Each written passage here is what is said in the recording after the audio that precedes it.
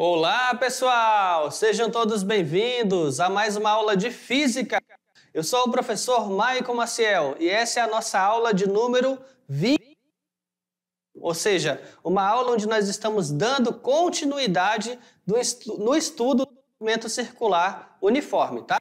Então, na aula de hoje, a gente vai detalhar um pouco mais como funciona esse movimento circular uniforme, que tipo de aceleração está envolvida, né? Que tipo de força está envolvida nesse movimento circular uniforme.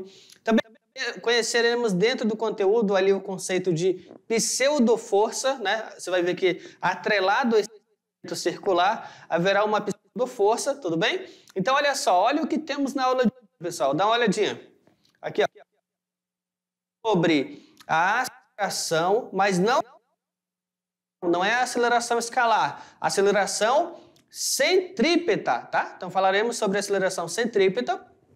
Também falaremos aí sobre uma composição de velocidades. Então, se você tem velocidades, vetores velocidades em direções distintas, você pode fazer uma composição de velocidade e aí como obter essa velocidade resultante. Ainda para fechar a aula, falaremos sobre a independência das velocidades, ou seja, o fato de tem, numa mesma situação, velocidades em direções distintas, de modo que uma não afeta a outra, ou seja, um princípio de independência. Tudo bem, pessoal? Então, todo esse conteúdo aí está prontinho dentro dessa aula e agora nós vamos dar o início. Vamos nessa? Então, olha só, o motorista passou direto em uma curva, né? O motorista passou direto em uma curva. O que isso quer dizer? Dá uma olhada. Né? Havia uma pista aqui, ó. Opa! Cadê a caneta? Aí. Cadê a caneta? Aí, pronto. Havia uma curva aqui, ó, uma estrada curva, e ele deveria fazer essa curva, né? Ele deveria fazer a curva, mas na verdade, o vetor velocidade dele, que é tangente à trajetória, ó, passou em linha reta. OK? Passou em linha reta. Então, o que aconteceu? O que isso quer dizer? Quer dizer que a velocidade dele, o vetor velocidade dele não acompanhou como tangente a trajetória, ou seja, é como se faltasse alguma força que o levaria para o centro e que o permitiria fazer essa curva. Ok, pessoal? Então ele passou em linha reta. Então, esse fato dele passar em linha reta está associado ao conceito de aceleração centrípeta. Você já deve ter escutado alguém ter relatado, né, que um carro se envolveu em um acidente. Então, alguém chegou para você e te contou: ah, um carro se envolveu num acidente saiu pela tangente da curva. Então, para analisar aí um pouquinho. Né, inúmeros acidentes acontecem dentro e fora da cidade. Então, digamos que num trecho onde havia uma curva, você fica sabendo de um carro que foi... E aí, por algum problema de derrapagem ou falta de atenção na direção, o motorista pegou e seguiu direto. Então, você vai dizer o quê?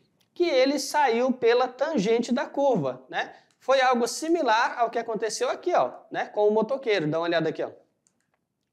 Onde foi parar a moto dele? Né? Onde foi parar a moto dele aqui, ó? Saiu em linha reta, ou seja, o vetor velocidade que estava tangente à trajetória, de repente deixou de acompanhar essa tangência da trajetória e, seguiu em linha reta ou saiu pela tangente. Vamos nessa!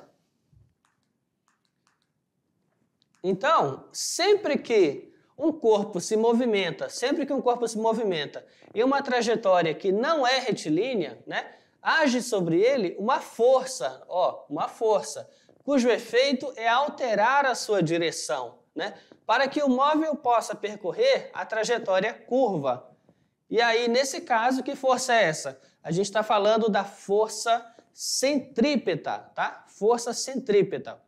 Aí você fala assim, ah, professor, então se existe uma força, significa que o corpo vai ser acelerado, a velocidade dele vai aumentar? Então, não necessariamente, né? A aceleração escalar, ela sim vai aumentar a velocidade ou diminuir a velocidade.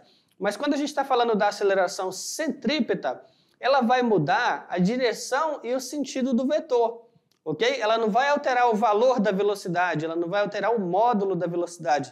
Ela vai alterar o quê? Direção e sentido, ou seja, ela vai ser responsável por corrigir a direção do vetor velocidade para que ele fique na trajetória curva, ou seja, numa trajetória não retilínea, tudo bem? Vamos nessa. Então aqui, ó, a força que a gente está se referindo é a sua força centrípeta, tá? Então, centrípeta, olha só, a palavra centrípeta, ela significa o quê? Significa literalmente, ó, que se dirige para onde? Para o centro. Ou seja, se você tem uma curva, uma trajetória curva, a força centrípeta, seja aqui, nesse ponto, em todos eles ela vai estar direcionada para o centro, tá? Então aqui, olha só, aceleração centrípeta, dá uma olhadinha. Você tem aí uma trajetória que é um círculo, correto? Aqui, ó, em vermelho, você tem uma trajetória que é um círculo ou uma trajetória circular.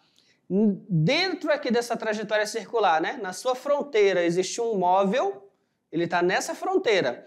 Perceba que esse móvel aqui, ele possui um vetor velocidade na vertical para cima, ou seja, tangente à trajetória, tocando em um único ponto da trajetória.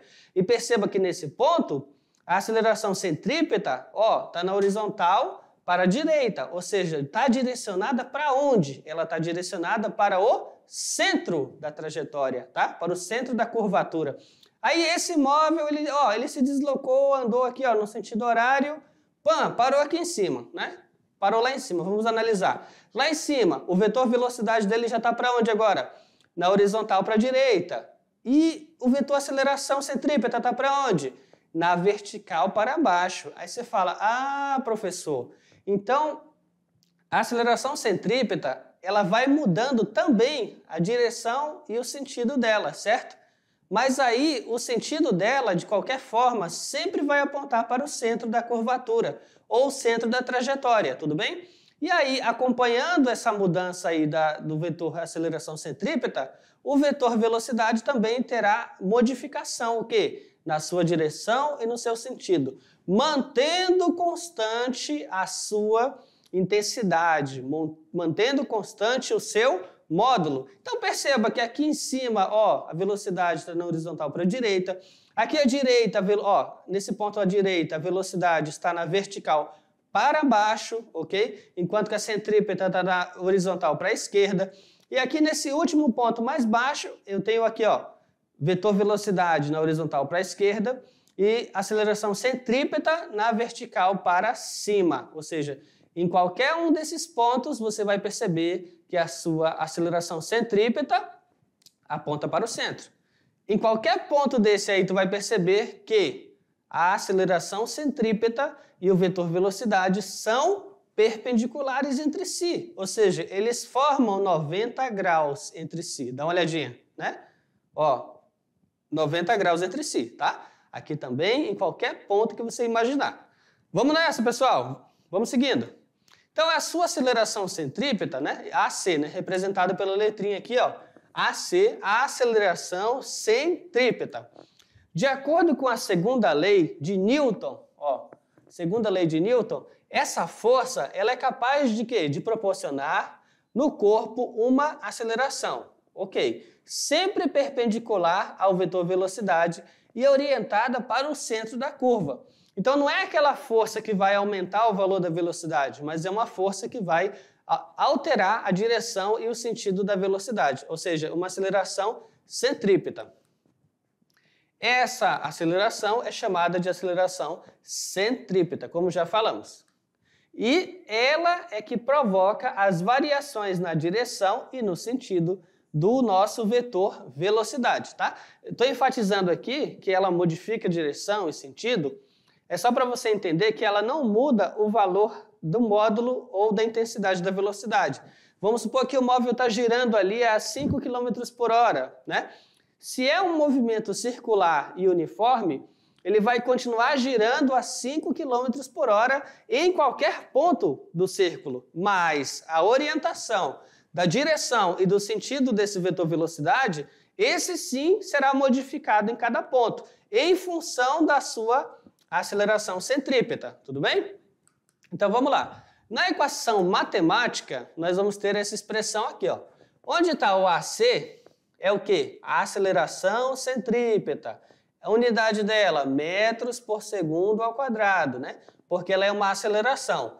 Aqui está o módulo da nossa velocidade, tá? Por que eu coloquei módulo? Vamos apagar aqui, cadê? Por que eu coloquei módulo?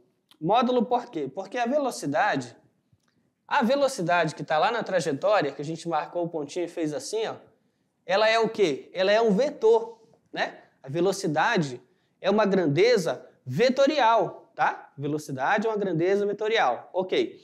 Essa velocidade que é vetorial, quando eu vou tratar sobre ela aqui dentro da equação, perceba que eu tenho que escrever assim, ó.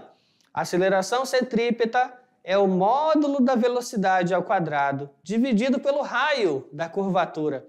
Ah, então entendi por que tem as duas barrinhas, né? As duas barrinhas dizem respeito aqui, ó, ao módulo, ou seja, do tamanho, da intensidade, do comprimento do vetor velocidade. Tudo bem, pessoal? Então, por isso que vai as duas barrinhas ali no módulo. Vamos nessa?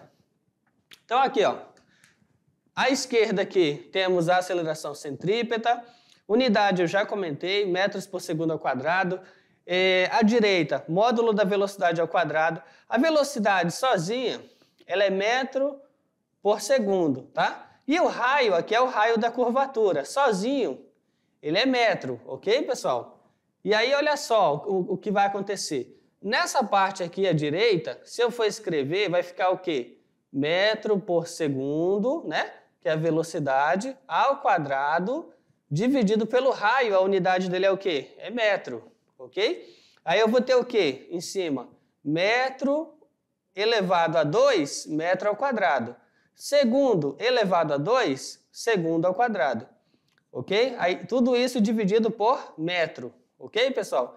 Aí eu vou repetir a primeira fração, metro ao quadrado, dividido por segundo ao quadrado, multiplicado pelo inverso da segunda fração, que vai ficar 1 sobre metro, tá? Esse metro ao quadrado dividido para metro, ó, cancela aqui, e aí ficamos com metro por segundo ao quadrado, que é exatamente, ó, a unidade da nossa aceleração, tá? Então, essa equação, ela é o que nós chamamos de dimensionalmente homogênea, ou seja, a unidade que está aqui desse lado, a unidade que está aqui à esquerda é exatamente a unidade que vai resultar no lado direito da equação. Então, aqui só para confirmar, né? Aceleração centrípeta, AC, onde está o V vai ser o módulo da sua velocidade escalar, e aqui o R vai ser o raio da sua trajetória, tudo bem? Perfeito. Vamos lá, pessoal. Vamos ao nosso primeiro exemplo, tá? Exemplo 1 é bem interessante, ó. Vamos dar uma lida aqui, ó. Um carro move-se em uma pista circular, tá? Então, a pista é o quê? É uma circunferência, né? Perfeito. Aí ele fala aqui, ó, com aceleração centrípeta igual a quanto? 5 metros por segundo ao quadrado. Então, essa é a primeira informação que tu tem que anotar. Aceleração centrípeta, 5 metros por segundo ao quadrado. Aí vem a pergunta, determine a velocidade do carro, sabendo que o raio da pista é 125 metros. Ah, perfeito. Então, assim, dentro do enunciado, você vai caçar as informações que dizem respeito às equações, tá? Ou seja, daquela equação, tu vai tentar identificar o que significa cada letrinha dela dentro do enunciado. Vamos lá, pessoal? Vamos nessa? Então, fica assim, ó. Então, tá aqui a nossa curva, né? Ele mencionou que é uma pista circular e esse carro está nessa pista circular. Primeira coisa que ele vai dizer para você, ó, aqui, ó, aceleração centrípeta, 5 metros por segundo quadrado. Determine a velocidade. Ah, então, ó, velocidade ele não sabe, interrogação. Sabendo que o raio é quanto? 125, ok? Então, o que ele te forneceu? Aqui, metro por segundo ao quadrado, ele te forneceu a aceleração centrípeta. Aqui, 125 metros, ele te forneceu o raio. Então, só falta descobrir o quê? A velocidade, que é exatamente o que ele quer descobrir, tá? Então, a equação que a gente vai utilizar vai ser essa aqui, ó.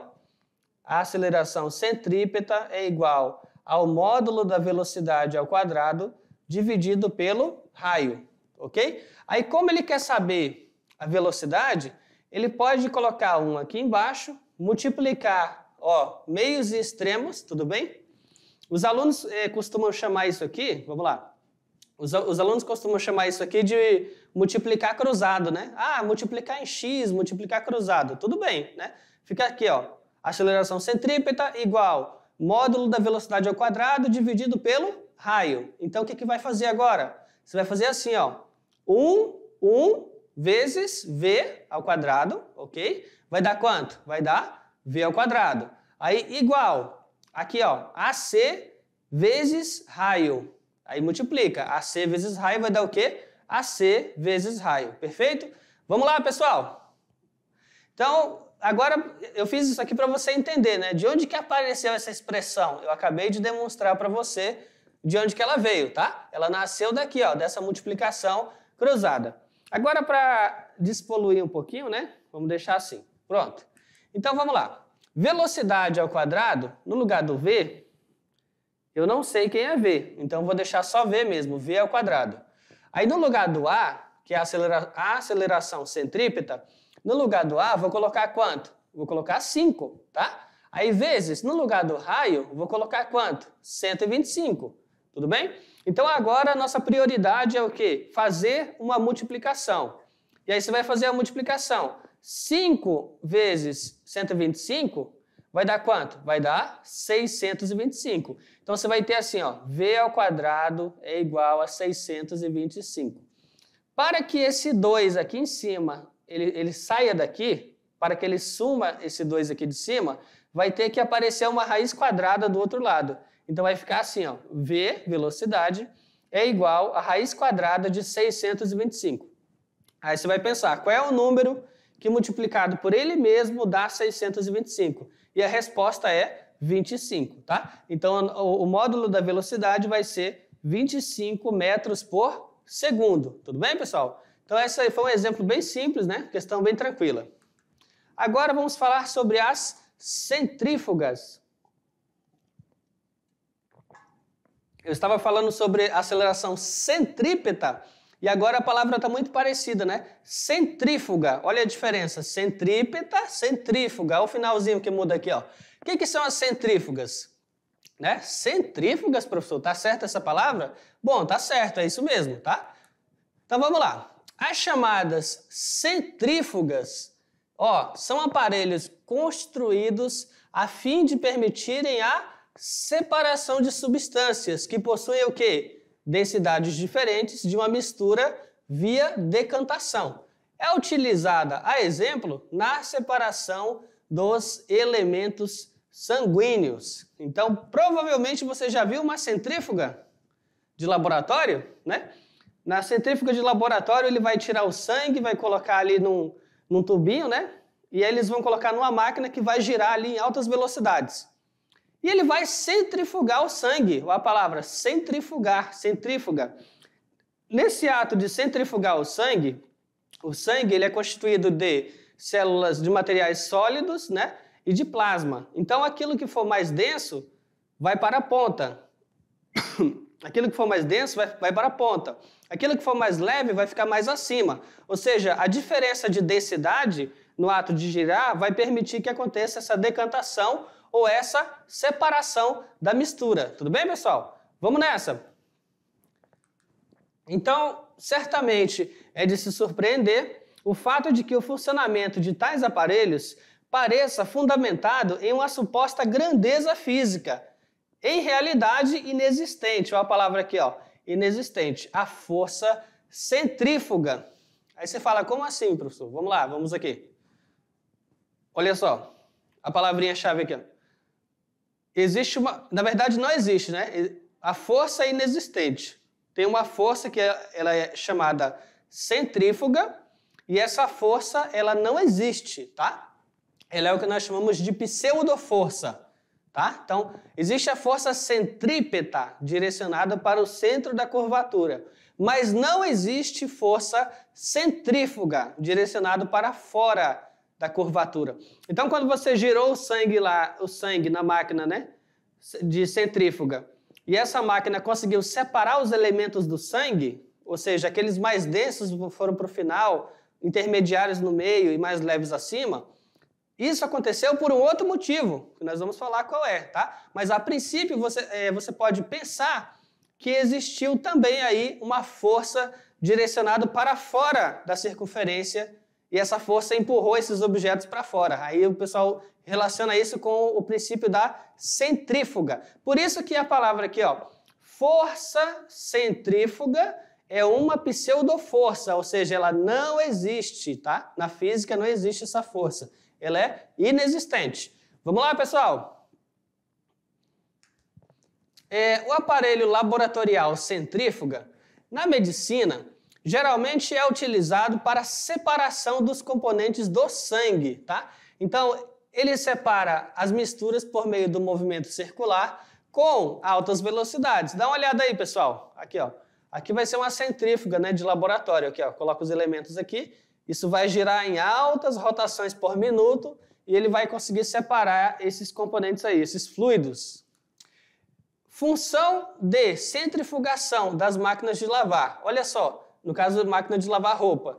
Nessa função, a roupa, ó, descreve o movimento circular executado pelo cesto da máquina, que contém vários furos e no qual a roupa é separada da água. Então, olha só, na centrifugação. Então, naturalmente, você já deve ter visto, ou até na sua casa, esse processo da centrifugação, né, para a roupa secar mais rápido.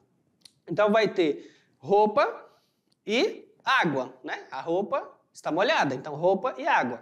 À medida que ela vai girar em altas velocidades, essa pseudoforça, né, que é a força centrífuga, você pode pensar que existe uma força que vai levar os elementos para fora da trajetória, que no caso vai ser a água, ele vai expulsar a água, né? Aí, mas será mesmo que é uma força aí? Tem uma força direcionada para dentro, todo movimento circular assim vai ter uma força direcionada para dentro, que é a força centrípeta. E para fora seria a força centrífuga? Será que é isso mesmo? Então, na verdade, não existe a força centrífuga. Nós consideramos ela como pseudoforça para explicar situações como essa, de movimento circular e de objetos serem lançados para fora da trajetória. Mas a explicação, o motivo é outro. Isso está relacionado com a inércia, né? Nós vamos falar um pouquinho mais sobre ela. Vamos lá, pessoal? Vamos nessa. Ó, arma de arremesso, existe uma arma de arremesso funda, né? Ela consiste o quê? Em girar uma pedra em um pedaço de corda para fazer com que ela adquira velocidade. Então, tu vai girar a pedra ali, ó, vai adquirir velocidade.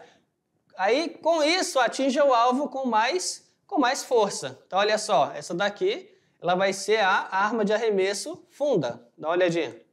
Ok? Então, reconstituição da funda das Ilhas Baleares. Tal arma ficou famosa, tá? Ela é famosa dentro da literatura, dentro da história. Tal arma ficou famosa devido à história bíblica cristã de Davi e o Golias. Dá uma olhada, né? No entanto, olha só, ela ainda é amplamente utilizada, por exemplo, em algumas tribos indígenas, tá? Então aqui tem a representação indígena arremessando o projétil com a funda. Então esse ato de você pegar uma pedra, né? Em uma corda, girar essa pedra para você acelerar ela e poder lançar, ter mais impacto, mais força, não é uma novidade, né? Então você tem isso já dentro de uma literatura de um bom tempo atrás e você também tem costumes, né? Alguns grupos ainda fazem isso.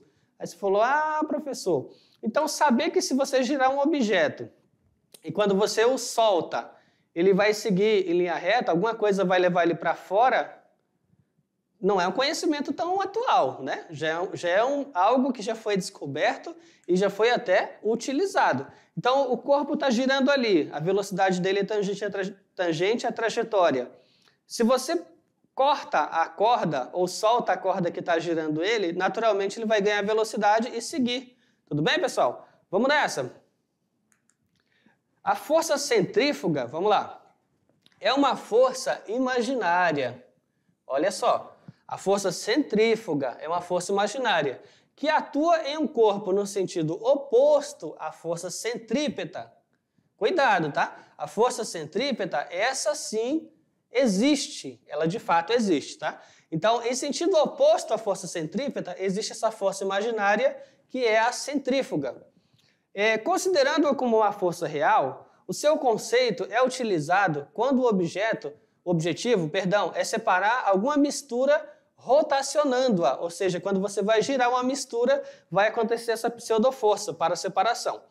Enquanto a força centrípeta possui o sentido para o centro do movimento circular, a força centrífuga tem sentido para fora do círculo descrito no movimento.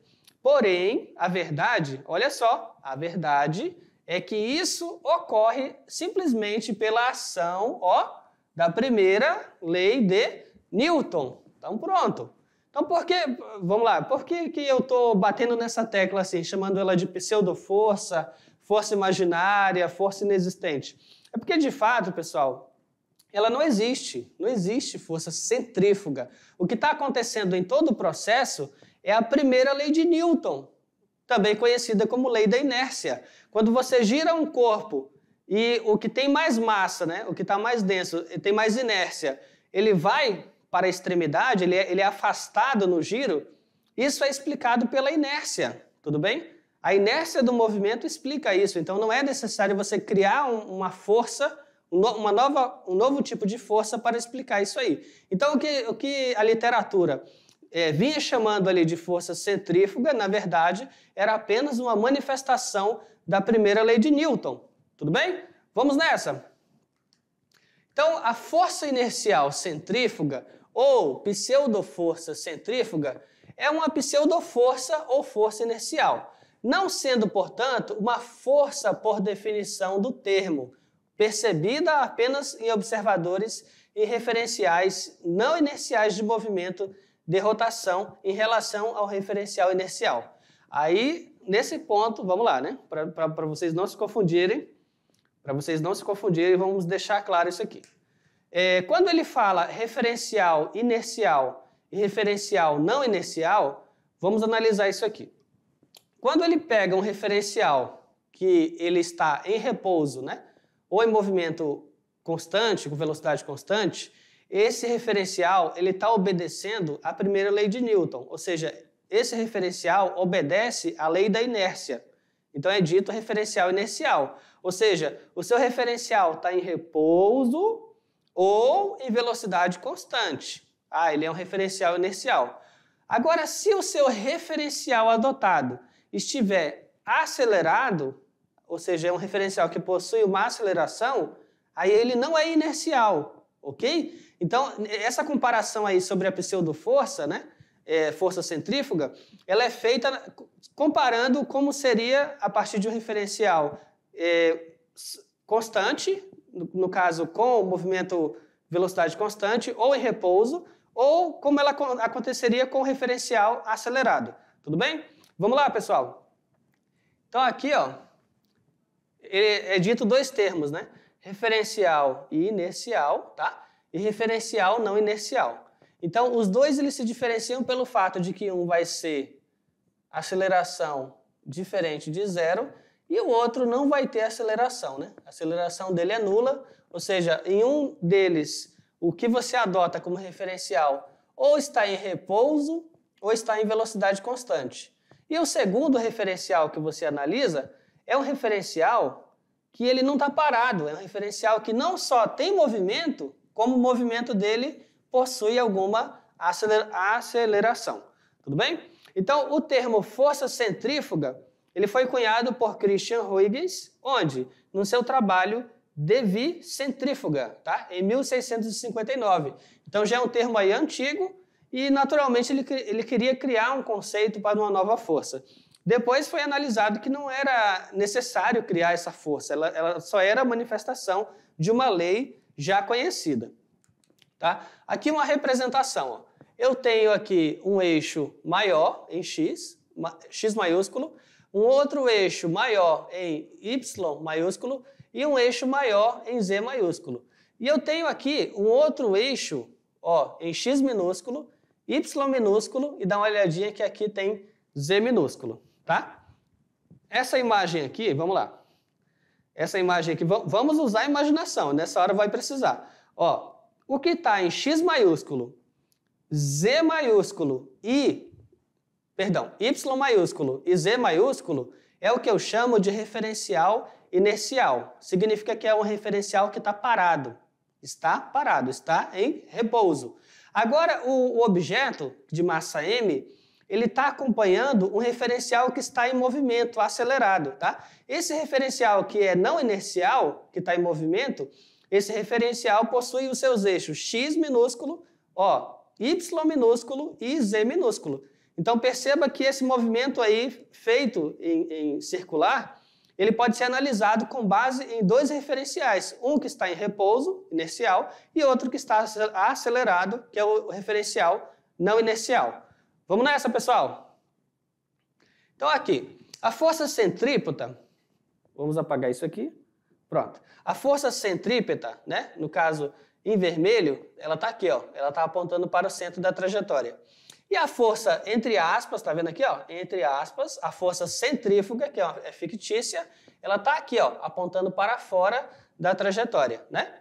Em maiúsculo, tu tem os eixos que eu já comentei, x, y e z, ok? E as origens, elas coincidem. Ambas as origens estão aqui, ó, nesse ponto, tudo bem?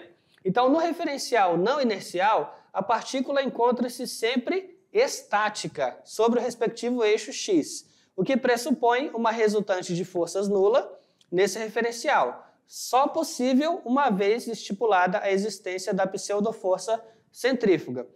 No referencial inercial, o objeto descreve um movimento circular, onde tem-se por resultante, condizente com a realidade, a força centrípeta, tá? Ou seja, em cada referencial você pressupõe uma força. Em um tipo de referencial é a pseudoforça centrífuga, e outro referencial é a força centrípeta.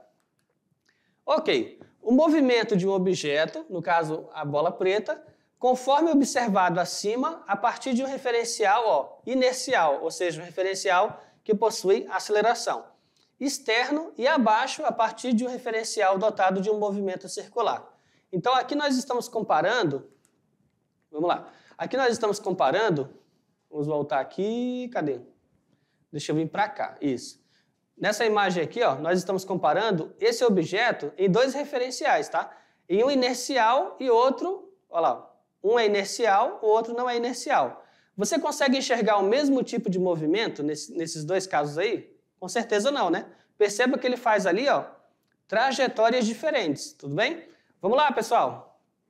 Falando um pouquinho mais sobre isso, tá? Nesse tipo aqui você tem um tipo de vista, tu tá sobre um tipo de referência, aqui, e aqui você está sobre outro tipo de referência. E perceba que em amarelo você tem trajetórias observadas diferentes. Então, a descrição do movimento, conforme observado pelo referencial não inercial, né, requer a ideia da existência da pseudoforça. É a destacar-se, nesse caso, pela pseudoforça que a gente chama de Coriolis.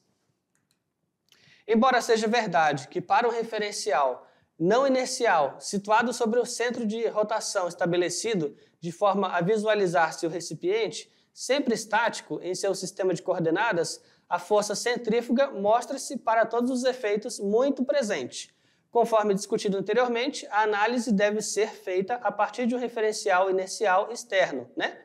Externo, referencial no qual o recipiente e o fluido que o encerra descrevem após a velocidade máxima ser atingida. A trajetória circular uniforme, situação esta bem distinta da situação estática inferida a partir do referencial não inercial. Nesse ponto aqui, vamos discutir um pouquinho. Vamos pensar aqui um pouco. Para pensar o seguinte. Existe um corpo preso numa trajetória circular. Uma força com certeza existe, que é a força centrípeta. Esta sim direcionada para o centro. Digamos que a gente fala assim, não, existe a força centrífuga. É uma hipótese, existe a força centrífuga. Se ela de fato existisse, se ela de fato fosse uma força e existisse, e ela tivesse a mesma intensidade em módulo do que a força centrípeta, será que esse corpo descreveria uma força, um movimento de trajetória circular? Né? Tá indo um corpo aqui, ó, ele vai entrar em trajetória circular. Uma força vai puxar ele para a esquerda, direcionada ao centro. Se uma força de mesma intensidade fosse direcionada sobre ele, mas para a direita, será que essas forças não iriam se anular? E esse corpo, ao invés de estar em movimento circular, ele não estaria em movimento retilíneo? certo? Esse é um ponto. Então, de fato, essa força centrífuga, ela tem que ser analisada como pseudoforça, porque se eu considero ela para o mesmo referencial igual e oposta à força centrípeta, eu teria um movimento em linha reta, e isso de fato não acontece. Tudo bem? Vamos lá, pessoal? Vamos nessa. Componentes de velocidades. O estudo da composição dos movimentos analisa movimentos que ocorrem ao mesmo tempo e em direções diferentes e são percebidos como um só.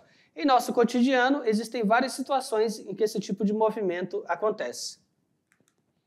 Por exemplo, o movimento do carrossel, por exemplo, é composto, pois, enquanto o brinquedo gira em relação a um eixo central, cada cavalo sobe e desce em relação a uma linha vertical. Então, nesse caso aí, ele está falando sobre o movimento composto, porque há o movimento do giro, tá? Se você olhar, há o movimento aqui do giro que vai acontecer, mas também há o movimento na vertical, tá? Então, é uma composição aí de movimentos, um circular e outro de uma oscilação na vertical. Vamos nessa. Podemos também citar as esteiras rolantes, que existem em alguns aeroportos e shoppings que têm por finalidade diminuir o esforço de caminhada entre dois pontos. Se a pessoa andar sobre a esteira, ela vai ter a sua velocidade aumentada, pois a sua velocidade de caminhada será somada com a velocidade da esteira, tá? Isso analisando, é claro, que ela está andando na mesma direção do sentido da esteira, tudo bem? O que eu estou falando aqui é, tem essa pessoa que está subindo e ela está parada aqui, mas a esteira está com uma certa velocidade. Se ela, de repente, começar a andar aqui também, as velocidades vão ser somadas, porque ela vai estar na mesma direção e sentido. Existe aí também o conceito da independência das velocidades. Galileu Galilei estudou os movimentos compostos e propôs o princípio da independência dos movimentos simultâneos, que diz que um movimento composto por outros dois ou mais que ocorrem ao mesmo tempo pode ter cada um deles analisado de forma independente dos demais.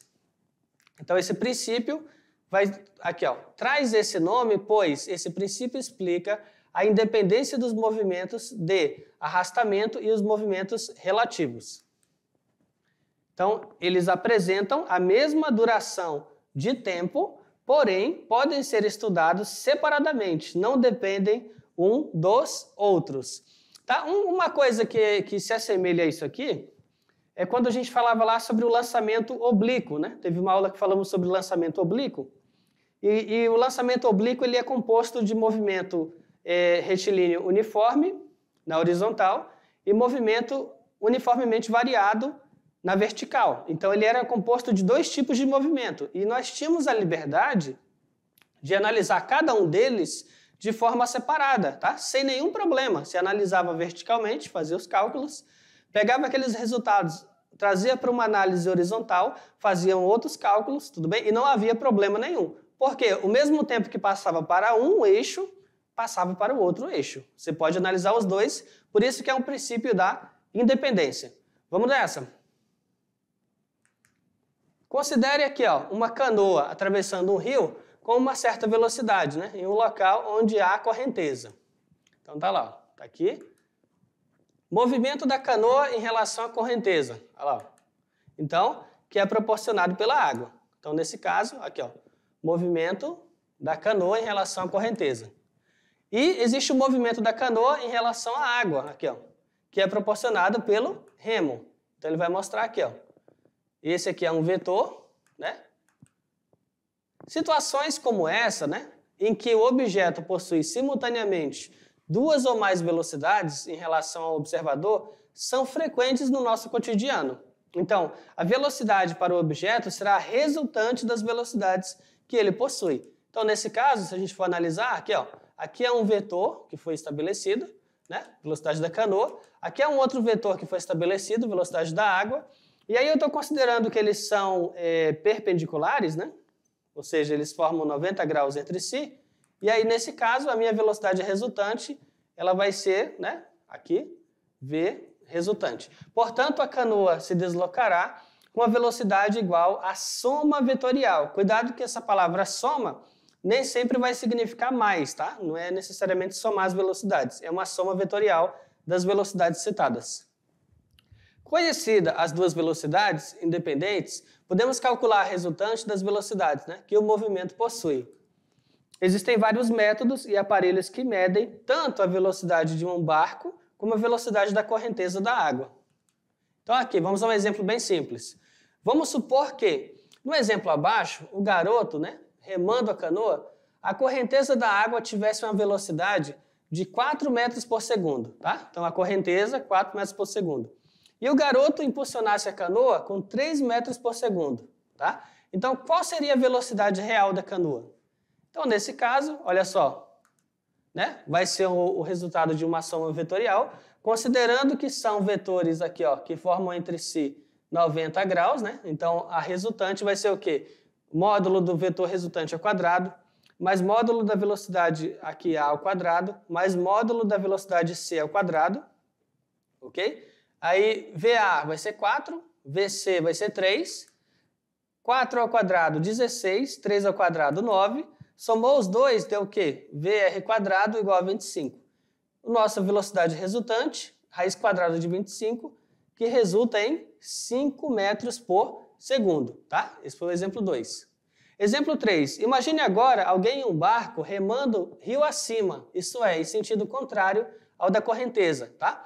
Então aqui possui velocidade de 2 metros por segundo, mas sua velocidade é o quê? 5 metros por segundo. Qual seria a velocidade real do barco? Como ele está indo rio acima, olha só, como ele está indo rio acima, significa que a velocidade da canoa está em uma direção e sentido, a velocidade da água está na mesma direção, mas sentido contrário, ok? E nesse caso, a resultante, né, da soma vetorial vai ser uma subtração, ou seja, velocidade da canoa menos velocidade da água. Então, 5 menos 2, e vamos obter o quê? Velocidade resultante, 3 metros por segundo. Exemplo 4, imagine ainda que em uma canoa remando rio abaixo, agora ele tá no sentido da correnteza, tá? Isso é, no mesmo sentido da correnteza. Então a velocidade dela, 2 metros por segundo, e velocidade do barco, 5 metros por segundo. Qual seria a velocidade real da canoa? Então nesse caso, ó, velocidade da canoa, mesma direção e sentido da velocidade da água. Logo a nossa velocidade real, o resultante, vai ser uma soma vetorial. E nesse caso, a soma vetorial de fato vai ser uma soma. Por quê? Vetores na mesma direção e mesmo sentido. E aí vamos ter o quê? 5 mais 2, que vai nos resultar 7 metros por segundo. Tudo bem, pessoal? Então, olha só, esta foi a nossa aula de hoje, pessoal. Eu espero que vocês tenham gostado e até a próxima. Tchau, tchau!